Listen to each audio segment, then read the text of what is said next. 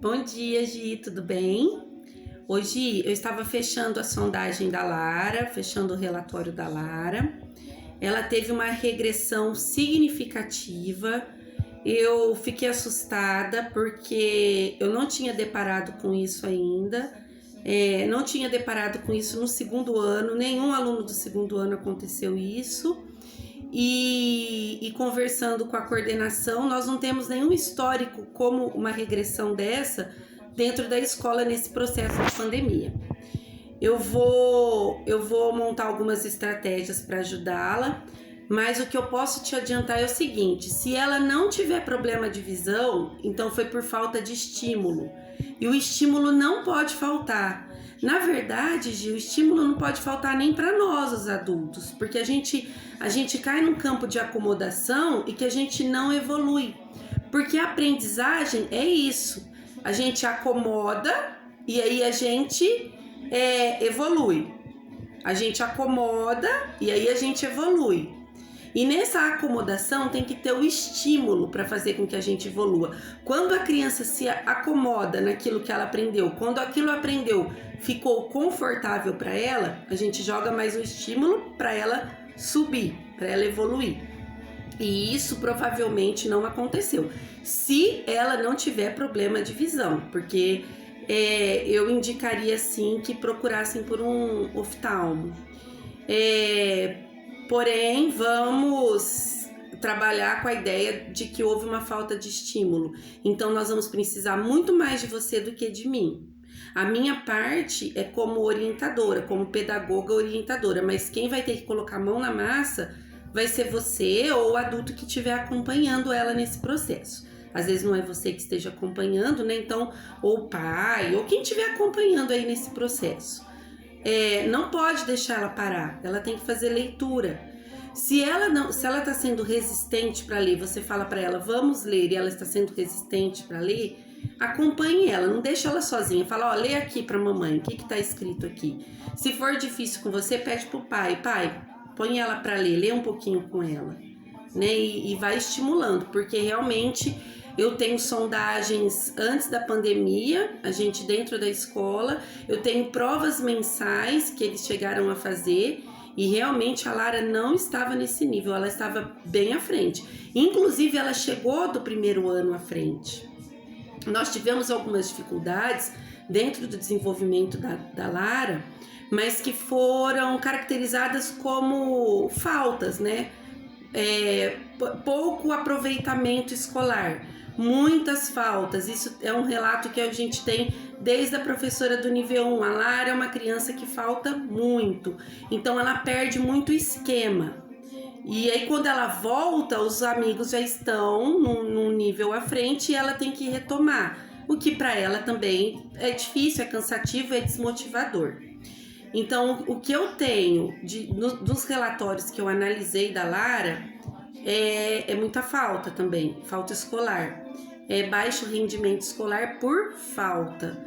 O que ela é uma criança inteligente, eu não tenho dúvida. Eu convivi com ela esses 3 meses lá na escola e eu percebi, ela não tem problema com conhecimento, com a parte cognitiva. O que você ensina para ela, por exemplo, você vai ensinar sobre animais domésticos e animais silvestres.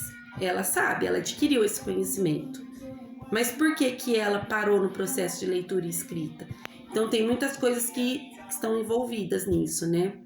A questão da falta do estímulo, pouco aproveitamento escolar, e agora a gente vai ter que recuperar esse tempo, porque ela não pode parar, né? Ela tem que continuar. A gente não pode judiar dela, a culpa não foi dela, né?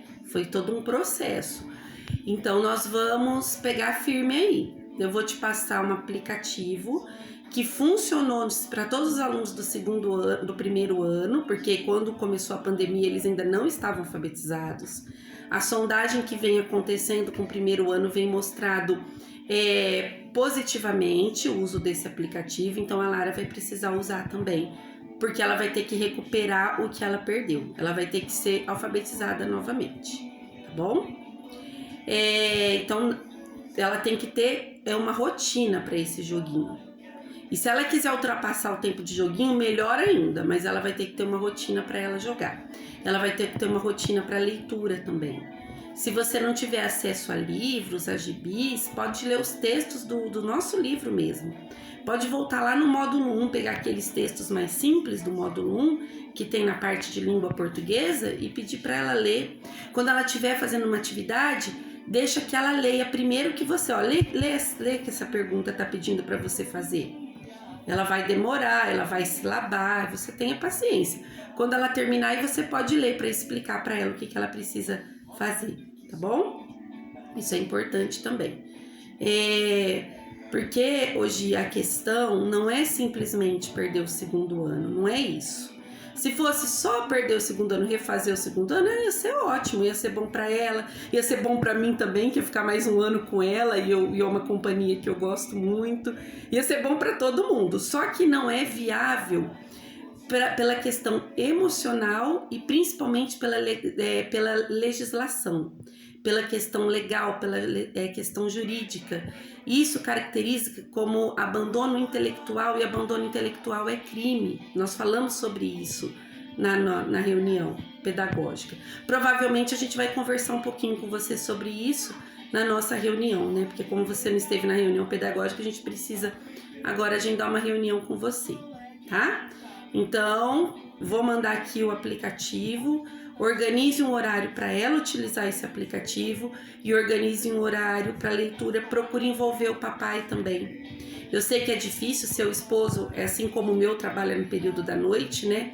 Meu esposo também trabalha no período da noite. Foi difícil a gente conseguir organizar a nossa rotina aqui quando eu passei a trabalhar em casa, porque eu estava o tempo todo em casa, então ele podia dormir mais, podia descansar mais, só que aí eu comecei a ficar muito acumulada de tarefa, porque aí eu tinha 8 horas de trabalho da escola, fora o tempo, essas 8 horas, fora que a gente acaba se dedicando, né, que a gente tem que pesquisar, estudar e tudo mais, aí tinha toda a casa, todas aquelas responsabilidades de casa que você também conhece, e mais os cuidados com o Eloy. Então eu tive que sentar e conversar com ele. Olha, você precisa organizar o seu horário de sono, porque eu também preciso trabalhar e também preciso descansar, né? Nada mais justo, né, Gi? A gente também merece descanso. Não é porque a gente tá em casa que a gente não cansa, né, Gi? Acho que a gente cansa muito mais, isso sim. Agora eu sei que trabalhar dentro de casa cansa mais do que trabalhar fora. Então é isso aí, Gi. E aí você manda aqui pra mim o horário da sua reunião, tá bom? Terça-feira já passou, né? Então tem que ser na quinta. Qual horário, por favor? Tá bom? Amanhã, qual horário que a gente pode te chamar para reunião? Obrigada, Gi.